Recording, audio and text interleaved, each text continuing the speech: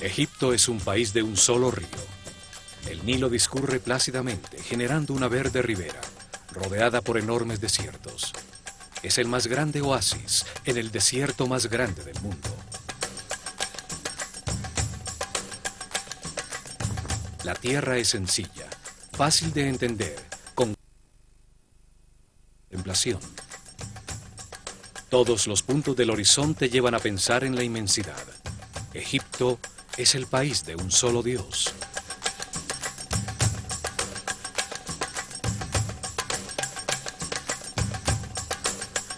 Allí, durante miles de años, se gestó una civilización que vivió en paz y armonía, sin salirse de sus límites naturales para tratar de imponerse a otros pueblos, dedicada por completo al perfeccionamiento espiritual. La imagen que se ha construido de esta civilización apenas deja ver la luz de sus logros. Su lenguaje escrito permaneció incomprendido por milenios. Solo se ha decodificado su nivel más básico, el de los símbolos que representan a los sonidos del lenguaje. Existen niveles superiores, con símbolos que transmiten conceptos, no sonidos. Estos no han sido descifrados todavía. Las traducciones solo se basan en la parte fonética, o en el mejor de los casos, se interpretan de acuerdo a las creencias de los traductores.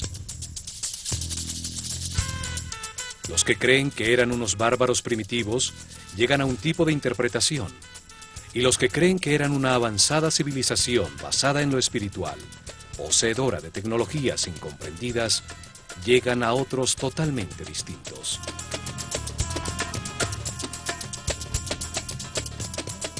Los académicos religiosos crecieron influenciados por la imagen que el Corán y la Biblia proyectan de los egipcios como un pueblo déspota, que adoraban a muchos dioses.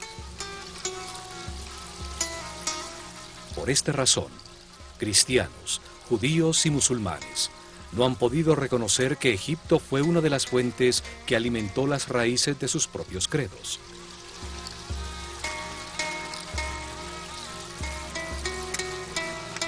Esta imagen fue reforzada por la incorrecta traducción de la palabra Néter, como Dios o diosa, cuando en realidad significa fuerza o causa fundamental, principio divino, función que ordena al universo. Los Néters personifican atributos de Dios. Fueron una manera sencilla de explicar al pueblo que el único Dios responsable de la creación tiene distintas características. No significa que sean múltiples dioses. Un solo hombre puede ser un maestro, un padre y al mismo tiempo un esposo, sin tener que ser múltiples personas. Son distintas características de un solo ser.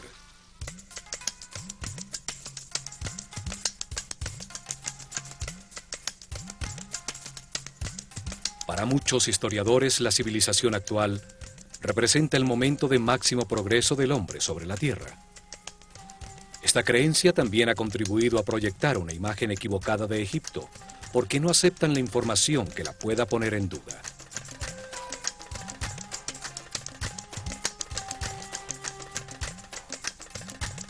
Aceptan solo parcialmente los documentos cronológicos de gobernantes egipcios que han llegado a nuestro tiempo, invalidando los registros anteriores al rey Menes, con el argumento que solo esa parte es un mito irreal.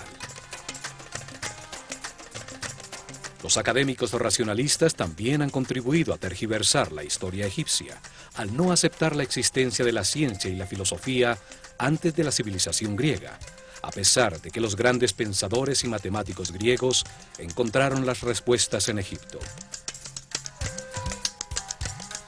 Todo esto ha proyectado una imagen equivocada de la cultura egipcia. Se les contempla con prejuicios, como a un pueblo primitivo e pocos templos y unas tumbas para sus faraones, muy grandes y resistentes al paso del tiempo.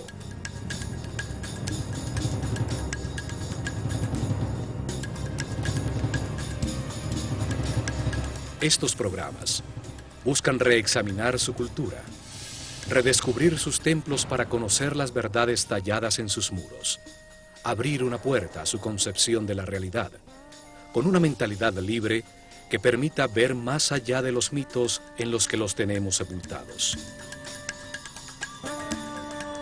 Los antiguos egipcios entendieron el universo, sus leyes, procesos y propósito de una manera coherente, lógica, analítica y racional, que es una herencia importantísima para el hombre que comienza un nuevo milenio.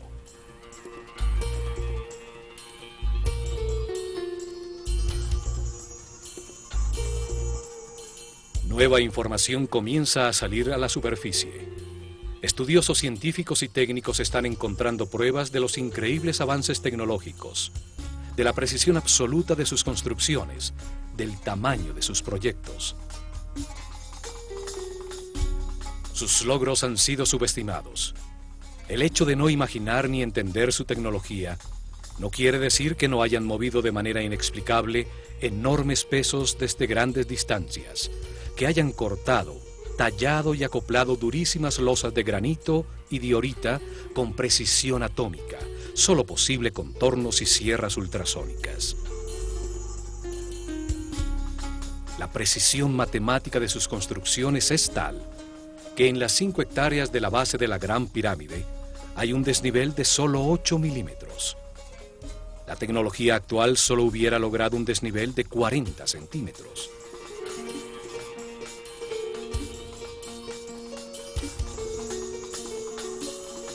Su sistema de medidas, basado en el hombre, dejó constancia exacta de las medidas del planeta, de los movimientos del sistema solar en la galaxia.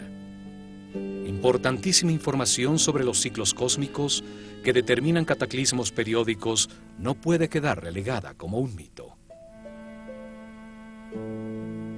Esta herencia forma parte de nuestro anciano futuro. Lo encontrado hasta ahora muestra de manera evidente que manejaron conocimientos avanzadísimos en todos los campos de las ciencias, el arte, la filosofía y la religión.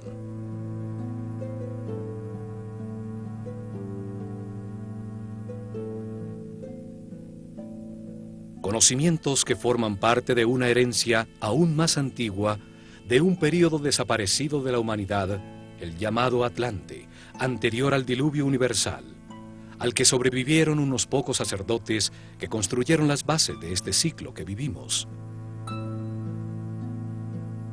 La humanidad tuvo un gran desarrollo sobre la Tierra. Unos pocos sacerdotes científicos, previendo la catástrofe, se prepararon para sobrevivirla.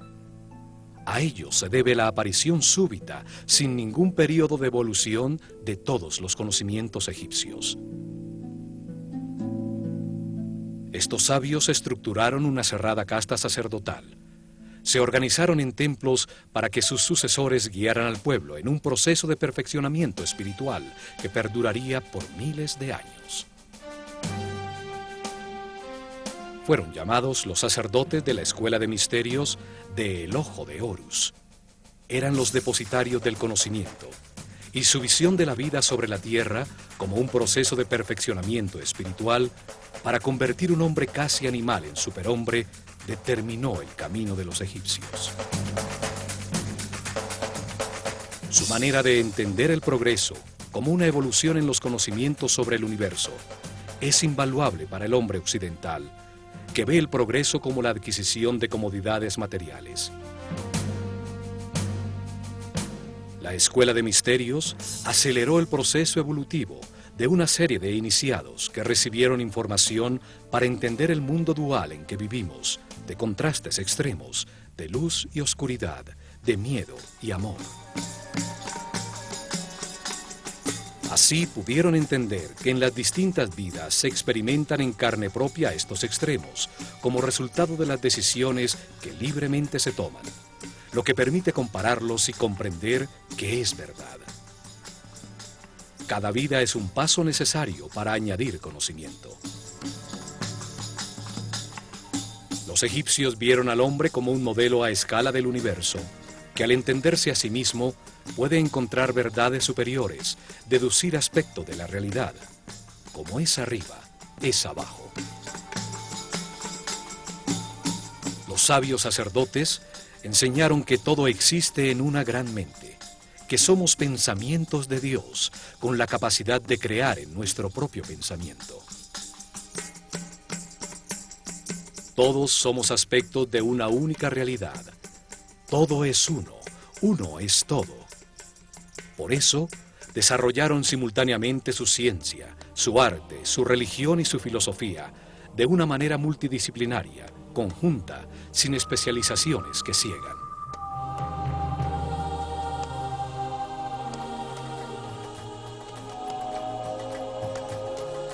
Vieron la creación como un acto consciente de un único Dios. Se estudiaron a sí mismos para buscarlo, encontrando que tiene distintas características a las que dieron un nombre y un símbolo para poder comunicarse con claridad.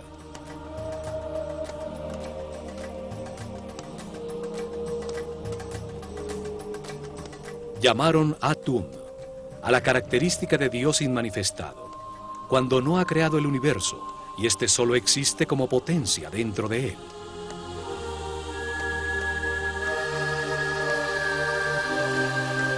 Llamaron Ptah, la característica creadora de Dios que al manifestar su voluntad da lugar al universo.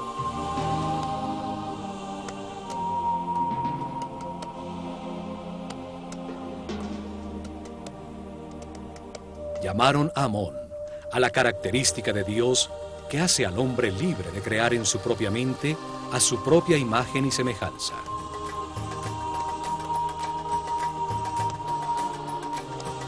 Desde esta concepción dieron lugar a la flor de la vida, los movimientos sagrados de Dios que veremos en este programa cuando visitemos el templo de los Sirión en Abidos.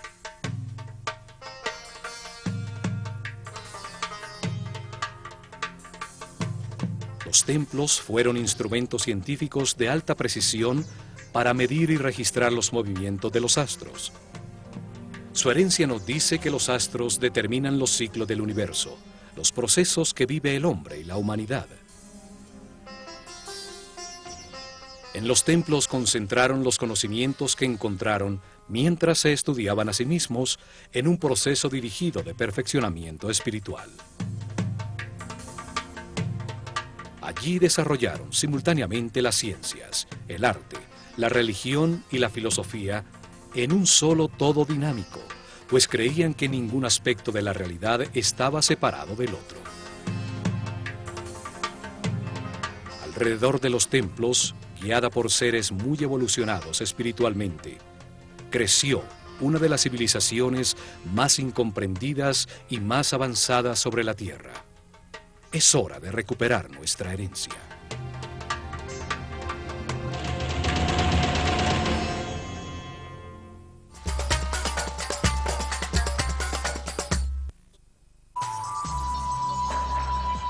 Regresaremos en instantes por Infinito. Hola, ¿cómo va? Y cuando nos encontremos en el especial de Zona Infinito, las almas gemelas. Cuando nos encontremos, Brian Weiss. El regreso a las vidas anteriores. Cuando nos encontremos, Brian Weiss en la Argentina, en la pantalla de Infinito. Especial de Zona Infinito con Brian Weiss. Una nueva emisión, el sábado 8, por Infinito. A veces los científicos en su arrogancia comienzan a pensar que pueden crear la molécula perfecta de ADN, que pueden crear el origen.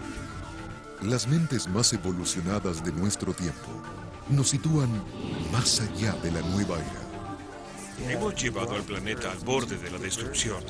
Una producción propia y exclusiva. Jamás me he llamado sanadora, porque solo ayudo a tomar conciencia. Más allá de la nueva era. Los lunes, en Infinito Alternativo. ¿Cuánto espacio crees que ocupe el lavado en tu vida? Por eso Skip desarrolló el nuevo polvo con sistema biotérmico que elimina las manchas difíciles aún en agua fría.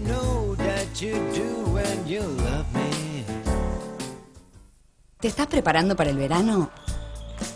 Vas a estar bárbara y tu pelo no se va a quedar atrás.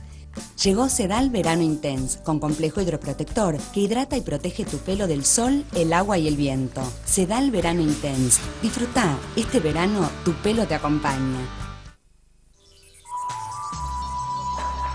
Continuamos con nuestra programación por Infinito.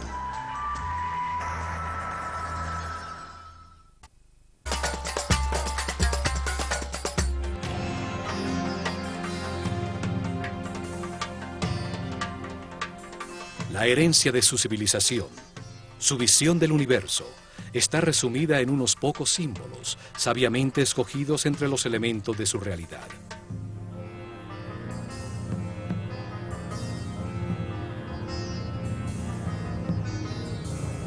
La utilización de una imagen simbólica tiene la ventaja que expresa un pensamiento de una manera muy simple, más allá del lenguaje, y su significado puede ser entendido miles de años después de haber sido dibujado, pues la imagen de un halcón o una postura humana nunca cambian.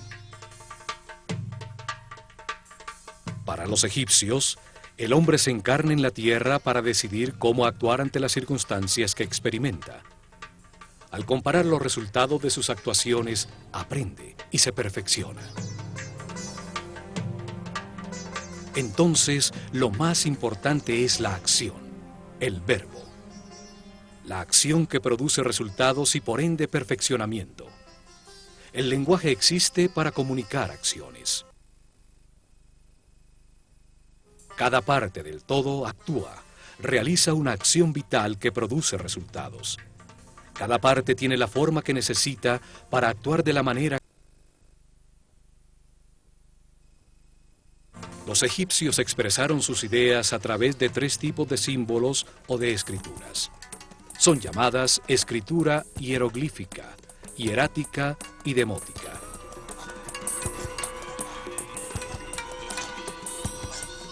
El primer tipo de escritura utiliza imágenes muy simples, llamadas hieroglifos.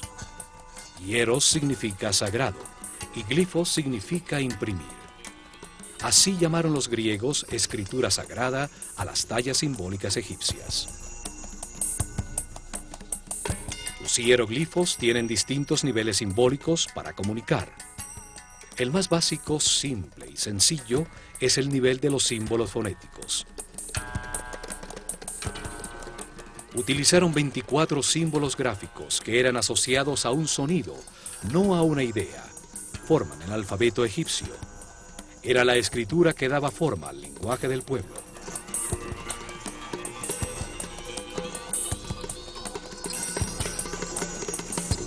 Son el primer alfabeto utilizado por el hombre, del cual se derivaría el alfabeto fenicio, y de este, el alfabeto griego.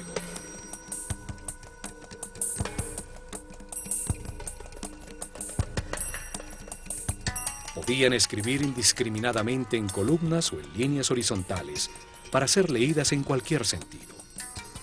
Las cabezas de las figuras simbólicas miraban hacia donde comenzaba la frase. Así marcaban la dirección en que debían ser leídas. Durante milenios permaneció indescifrado, hasta que en 1799 los expedicionarios franceses que llegaron con Napoleón encontraron en Rosetta, sobre el Mediterráneo, una piedra de granito negro, escrita en los finales de la civilización egipcia. En muy mal estado, ninguna de sus líneas estaba completa.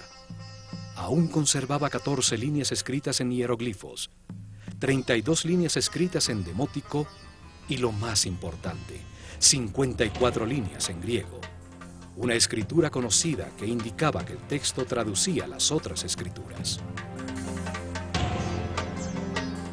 Un experto en lenguas, Jean-François Champollion, se dedicó a estudiar los textos de la piedra.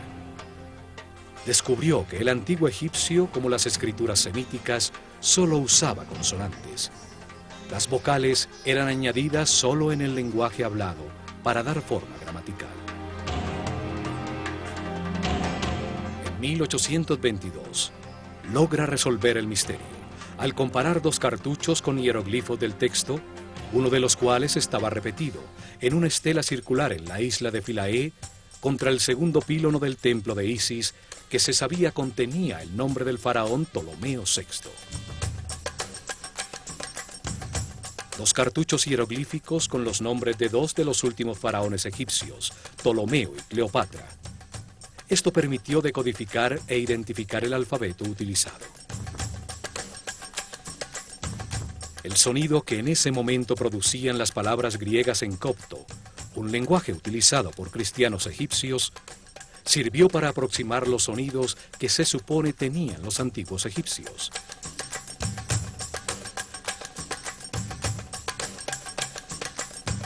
Así se logra descifrar el primer nivel con los 24 símbolos tallados hace miles de años. El nivel de su escritura, que solo utilizaba los símbolos fonéticos, no ideas.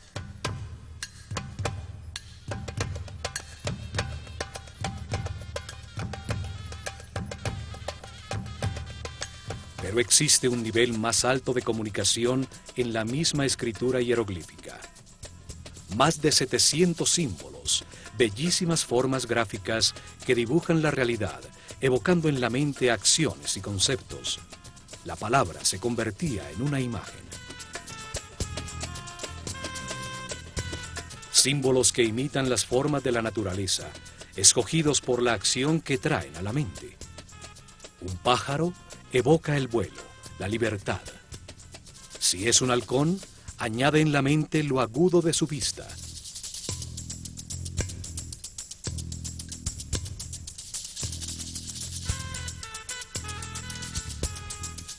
La figura de un ojo comunica la acción de ver.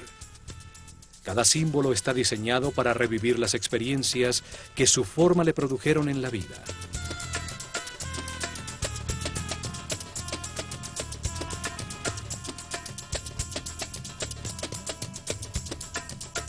También utilizaban partes fácilmente reconocibles, que hacen pensar en una acción vital. 2 brazos elevados hacen pensar en orar. 2 piernas evocan la acción de caminar. Un brazo extendido, señalar. 2 manos entre una mano que alimenta, otra que arroja semillas, una jarra que vierte. Símbolos que retratan elementos fabricados por el hombre, que al ponerlos en acción producían un efecto. La herramienta comunica el tipo de trabajo que se puede hacer con ella. Un arado, un rastrillo, una red. Además de la escritura hieroglífica, existió una segunda forma de escritura llamada hierático. Solo era utilizada en las comunicaciones oficiales y comerciales. La tercera forma de escritura solo existió en los últimos años de la civilización, cuando alrededor del año 700 a.C., los escribas que copiaban los textos antiguos simplificaron aún más los símbolos del hierático hasta volverlo casi taquigrafía. Es llamada demótico.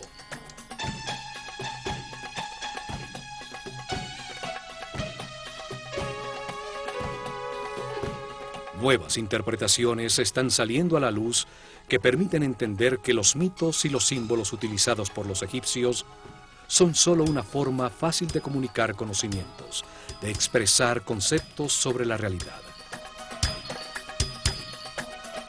Al convertir las ideas en historias, se facilita su entendimiento. Los sabios sabían que suministrar información sin que sea comprendida es un ejercicio inútil.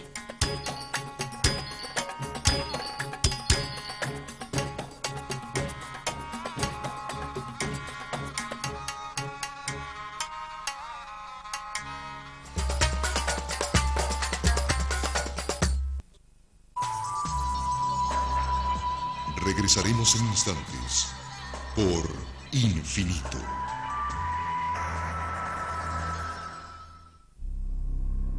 Los seres del más allá y su singular encanto. Continuamente nos están asustando, nos tocan los hombros, voltea uno a mirar, no hay nadie. Apariciones, ruidos, pasos que se pierden en la noche y presencia de seres desencarnados O sea, espíritus sin cuerpo físico. Anímese a recorrer los lugares embrujados más inquietantes de Latinoamérica. Las más sugestivas Casas Encantadas, parte 2. Una producción propia y exclusiva. Este sábado, en Infinito Original. Tenían 3 dedos. 3 dedos.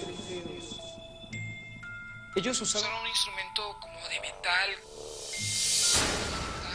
Como de metal.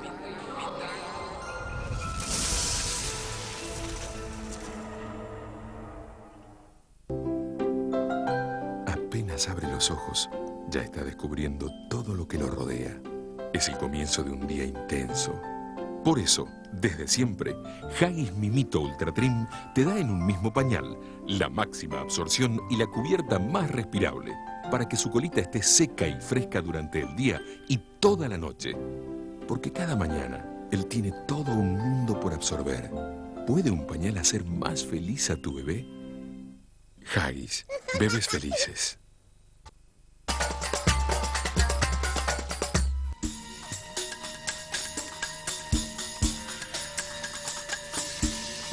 Hay 3 templos muy antiguos, de los comienzos de su civilización, realizados con la misma técnica constructiva. Tienen el mismo estilo arquitectónico, masivo, muy simple y pesado, que nunca fue utilizado nuevamente en todo Egipto.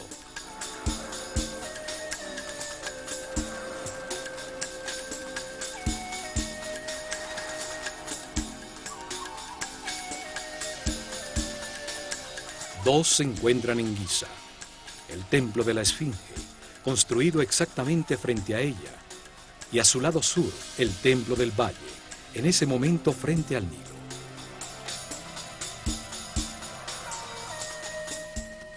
El tercero es el masivo Osirión, construido en Abidos.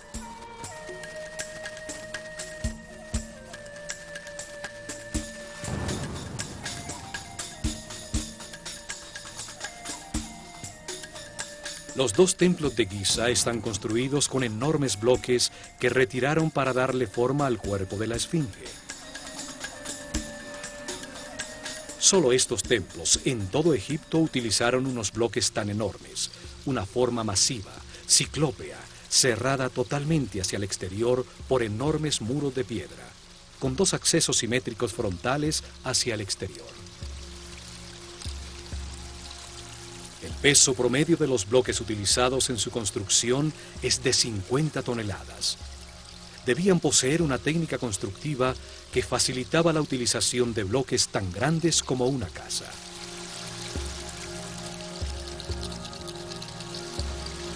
Tampoco utilizaron bloques regulares. Todos eran distintos, con sus lados cortados en distintos ángulos, sobre los que encajaban de manera exacta y milimétrica los que colocaban encima. Otra particularidad de estos templos es que los bloques esquineros están cortados de manera especial. El bloque forma parte de los 2 muros para permitir que la energía del edificio se moviera de un lado al otro sin interrupciones. Esto obligaba a que la totalidad del bloque tuviera que tallarse en algunos casos más de 30 centímetros para formar la esquina. En la naturaleza orgánica no hay ángulos rectos. Una esquina es una articulación que permite el flujo de las energías y el fluir de los líquidos.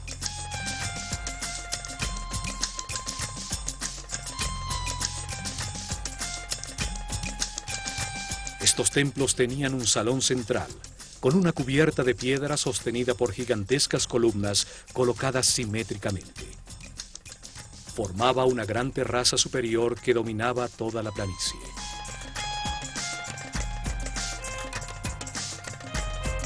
Sus muros y columnas no tenían ningún tipo de ornamento o hieroglifo, y sus pisos son de alabastro. El salón era alumbrado por tragaluces en el techo de piedra que dejaban entrar un chorro de luz directamente sobre las estatuas de los Néters, similares a esta de Sekhmet en el templo de Karnak.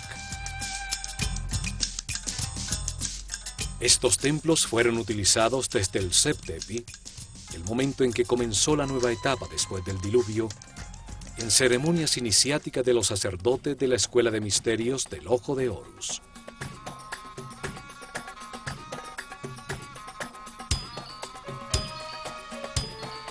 Los días del equinoccio, sobre la terraza del templo, a la altura de los ojos de la esfinge, se colocaba la barca de oro.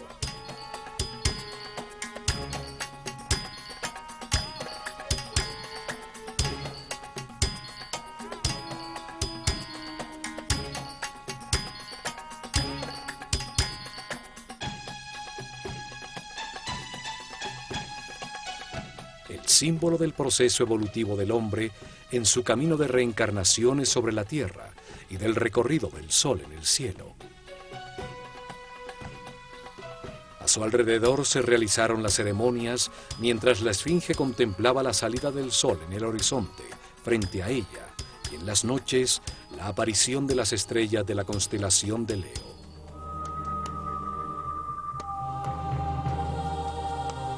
Cuatro razones se dan para afirmar que la esfinge y estos templos fueron construidos por el faraón Kefren.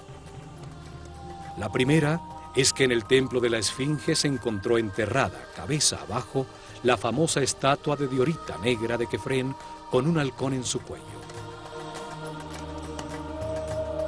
La segunda es que se afirma que la cara de esta estatua es igualita al rostro de la esfinge.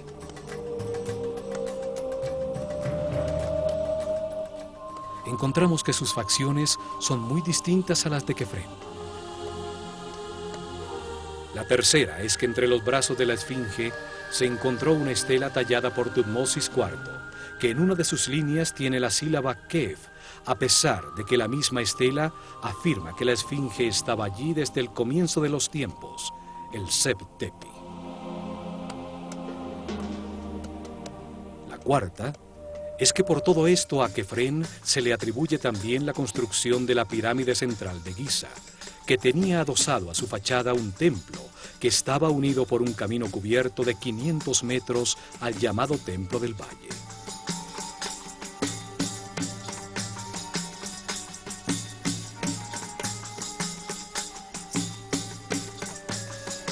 Sin embargo, la piedra de los muros de estos templos es del mismo tipo del bloque monolítico de la esfinge, seguramente de los sobrantes de tallarla.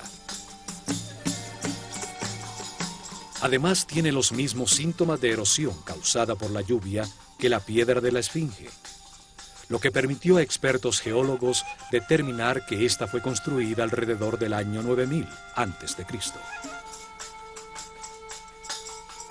Seguramente el faraón Kefren renovó el antiguo templo forrando por las dos caras con losas de granito los masivos muros ya deteriorados por la erosión.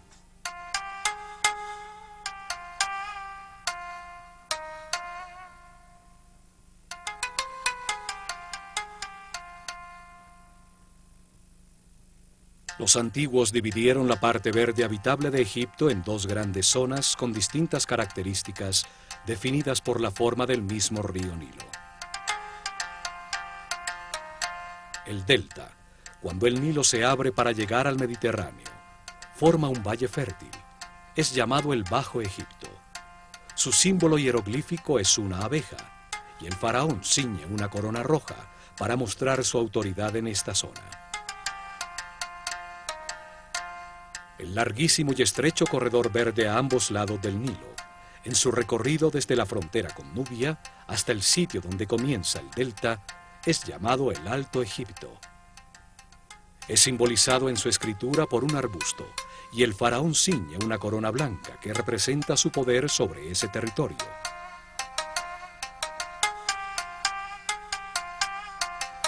La historia aceptada de Egipto comienza con la unificación de estas dos zonas de Egipto bajo una sola corona blanca y roja, lograda por el faraón Menes, el fundador de Memphis, ubicada en la confluencia de las dos zonas.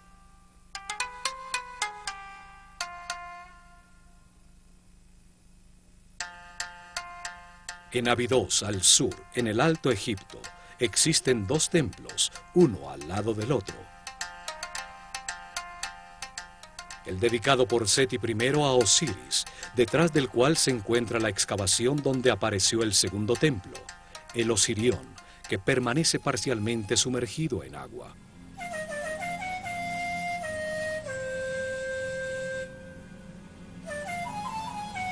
El nivel freático impidió los trabajos de restauración, pues el agua fluía dentro del templo más rápidamente que lo que las bombas podían sacarla. Se estima que fue construido en la cima de una colina alrededor del año 9000 a.C., cuando el nivel freático y la superficie del Nilo estaban 10 metros más abajo. Fue el primer templo en Egipto dedicado a explicar la vida como parte de un camino de reencarnaciones sucesivas que permiten ir adquiriendo información sobre el universo, evolucionando de la ignorancia a la sabiduría. Su masiva arquitectura sin ningún tipo de jeroglifos, con losas y piedras supremamente pesadas y de corte muy grande, es muy similar a los templos frente a la Esfinge. Enormes bloques irregulares, todos distintos entre sí, con cortes que asombran por su precisión, juntas de construcción y exactitud de ensamblaje.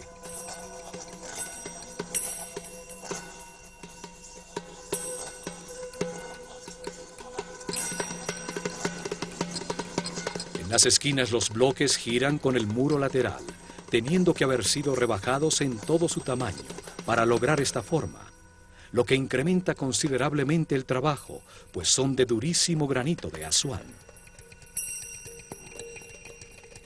Todo esto implica una técnica constructiva desaparecida, en una época en que supuestamente no existían las herramientas para producir esos cortes tan precisos, mover esos bloques tan pesados o ensamblarlos con tanta exactitud. Conocimientos técnicos heredados de los sobrevivientes al diluvio que fueron utilizados en el estricto y cerrado círculo de una organización secreta de sacerdotes científicos. Las técnicas o herramientas utilizadas nunca fueron puestos a disposición del pueblo en general, seguramente porque era muy peligroso entregarlos a mentes primitivas con emociones y pasiones descontroladas. O porque la única manera de utilizarlas era estando en perfecta armonía con el universo, por su característica sónica o psíquica, y no mecánica como las desarrolladas por el hombre actual. El templo tiene una forma rectangular con una plataforma rodeada de agua, elevada en su centro, a la que se accedía por escalinatas a lado y lado, ahora difícilmente visibles por el agua. Su forma simboliza el montículo original que emergió cuando las aguas se replegaron, después del diluvio universal, donde desembarcaron los sabios para comenzar la nueva civilización en Egipto. Este templo conmemora el Seb Tepi, el tiempo para dar comienzo a una nueva civilización dedicada al perfeccionamiento espiritual. 10 masivas columnas de piedra, cada una cortada de un solo bloque de granito rojo, con un peso mayor a 100 toneladas, soportaban unos masivos pórticos sobre los que se apoyaba un techo de piedra. Alrededor del canal de agua, 16 santuarios albergaron en su momento a los símbolos sagrados. Hoy se encuentran sumergidos en agua estancada.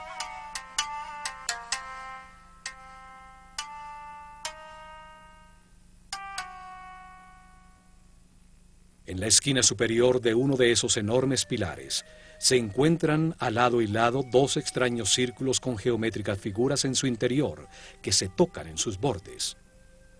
El granito parece quemado con delgadas líneas circulares.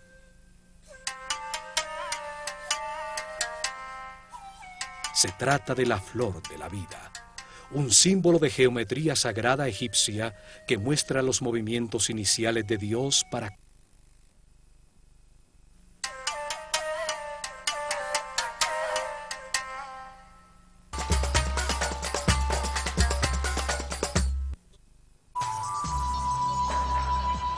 Regresaremos en instantes por Infinito.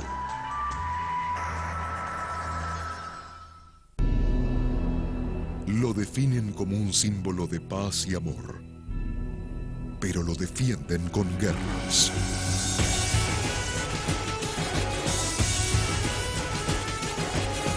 Recorra con nosotros las religiones más importantes del mundo y todo lo que han hecho en el nombre de Dios.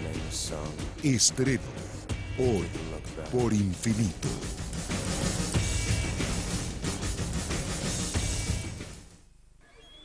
Mientras muchos se esfuerzan por lograr un cambio en su vida, otros lo obtienen sin buscarlo.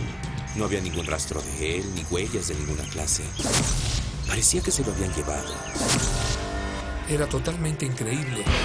Analice con nosotros qué les ocurrió a quienes aseguran haber tenido... No estaba parado en el suelo, estaba flotando sobre el suelo. Encuentros cercanos del cuarto tipo. Estreno el sábado 22 en Infinito OVNI.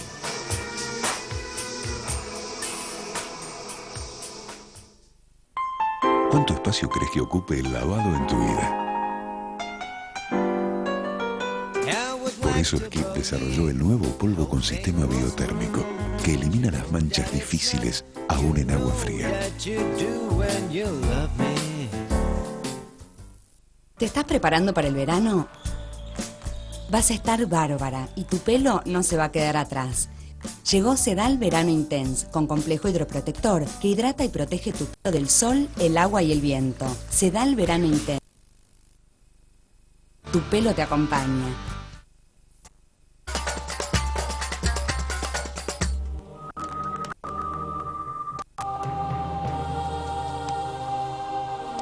La flor de la vida es un símbolo esotérico egipcio que describe la geometría sagrada que dio lugar al universo y que determina los procesos naturales, como la mitosis o el movimiento de los soles y los planetas.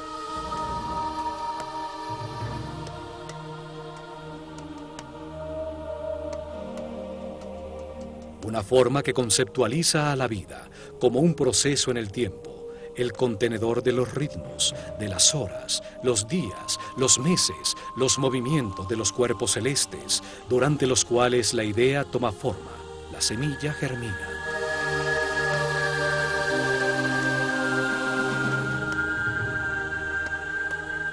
La flor de la vida representa el momento en que Dios activa su voluntad, cuando despierta su conciencia para animar el universo, cuando abandona el estado de reposo, de no yo, de no ser, de vacío y oscuridad.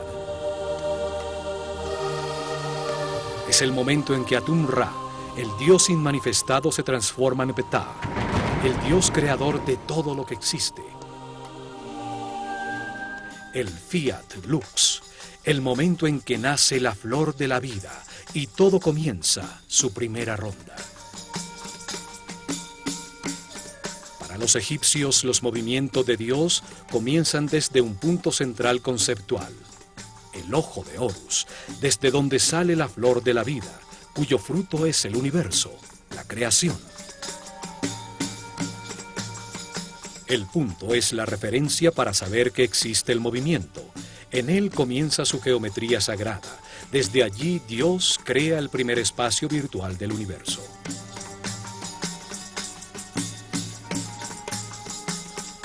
Lo hace proyectándose hacia afuera, como un punto que avanza hacia adelante, repitiéndose a sí mismo, formando una línea recta, la forma masculina. Es el Dios Padre que manifiesta su energía y su información. Su voluntad activa es transformada por el Dios Madre, la sustancia infinita que gesta en su interior una respuesta. El Dios Hijo, que regresa con la percepción de un plano virtual reconocido. Así entienden la Trinidad de los egipcios, como un proceso simultáneo, equilátero, de información enviada-recibida y concientizada.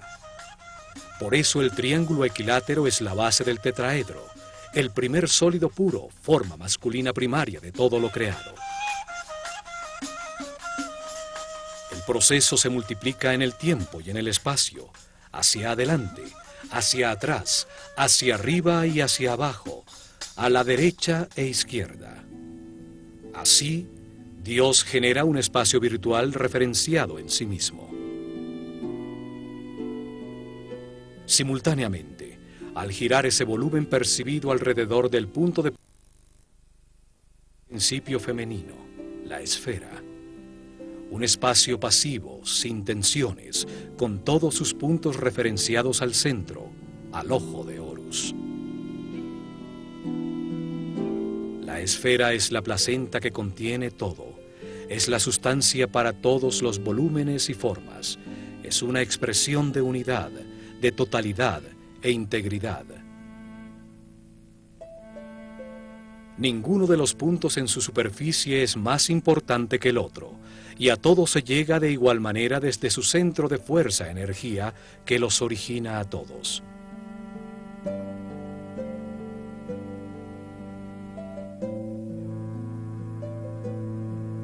Átomos, células, semillas, planetas y soles, todos hacen eco a esa forma de unidad y potencialidad.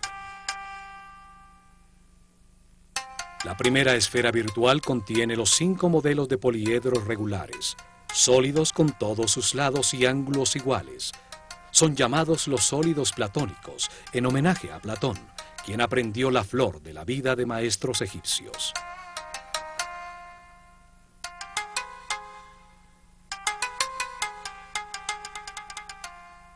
Son la base, los ladrillos con los que todo el universo está construido.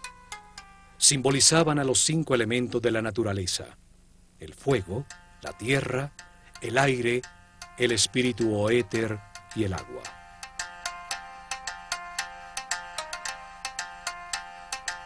Así Dios comprendió, creó y percibió, desde su centro de fuerza y energía, el primer espacio finito que simboliza a la tierra dentro del infinito, el cielo.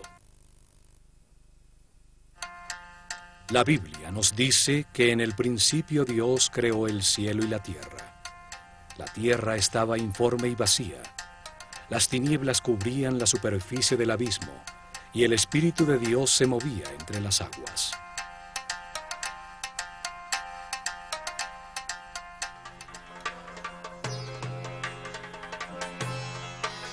Realiza entonces su primer movimiento, desplazándose desde el centro de la primera esfera conocida hasta llegar a su borde, a la membrana o perímetro del espacio.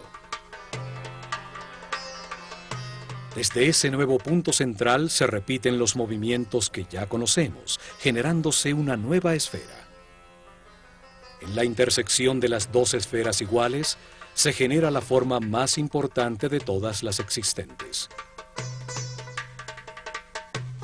Es llamada el Veshika Pisces y simboliza al Verbo Divino. Los egipcios creían que desde allí salieron los números, los 7 sonidos fundamentales, las letras y toda la sabiduría de la creación. Tiene la misma forma del ojo y de la boca humana. En su interior caben exactamente 2 triángulos equiláteros, que al ser contenidos en un rectángulo, son la base de la proporción áurea, la divina proporción. Esta proporción fue utilizada en todos sus templos, como en el Osirión, para relacionar las 3 dimensiones entre sí y a estas con la naturaleza. De allí se derivan todas las relaciones matemáticas fundamentales y los números más importantes como Phi y Pi. También simboliza la visión compartida, el mutuo entendimiento entre individuos iguales, tierra común. El Veshika Pisces es el espacio compartido, la intersección entre la esfera inicial y la nueva que es generada desde su borde. A partir de esta nueva esfera conocida, se repiten sucesivamente los movimientos hacia la membrana exterior para generar una nueva esfera. Cada una de ellas es una nueva dimensión, un nuevo sonido en la escala musical, un nuevo color en la escala cromática. Así se van construyendo 4 esferas, 5 esferas, 6 esferas, y en ese momento se llega a la 7ª y última esfera, con la que se cierra el primer ciclo y se completa la semilla de la vida.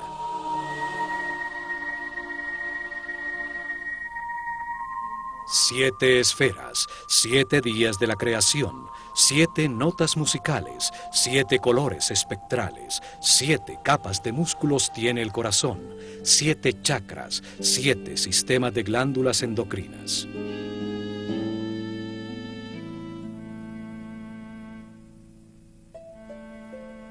Este patrón geométrico se repite infinitamente, es la base de todo lo que existe. Siguiéndolo, la naturaleza hace crecer las flores, construye una a 2, a 4, a 8 células primarias, y así el cuerpo humano o las galaxias.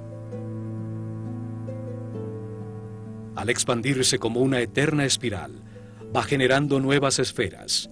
En la tercera ronda de giro se completan las 19 esferas que conforman la flor de la vida. Este patrón geométrico toma la forma de una flor y es al mismo tiempo un proceso eterno. Contiene las armónicas musicales, las escalas de la luz, los patrones de crecimiento de los tejidos vivos.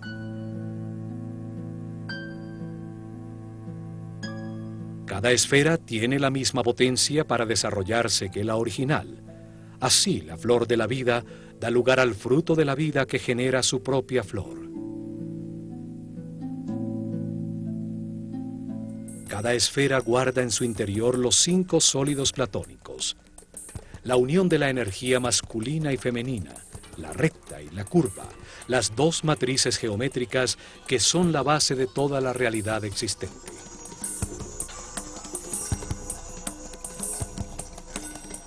Los sólidos platónicos equiangulares y equiláteros conectan los centros de todas las esferas. Así aparece el tetraedro, el cubo, el octaedro, el icosaedro y el dodecaedro.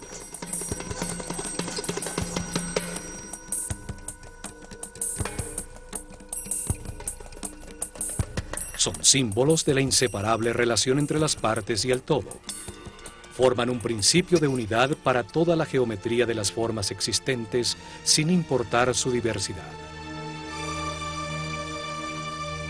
Patrones, diseños y estructuras que existen en la naturaleza, desde la más pequeña partícula a expresiones de vida reconocibles por el ojo humano, hasta el gran universo.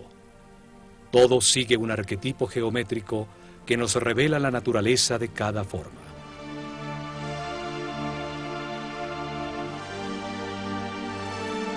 La flor de la vida revela que todo está conectado, que es inseparable y que es una unidad.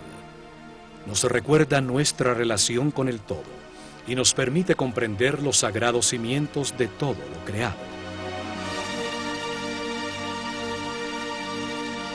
Con ella, los sacerdotes de la escuela de Horus enseñaron el respirar del todo, qué es Dios y cómo diversifica su conciencia a través de nuestra propia vida.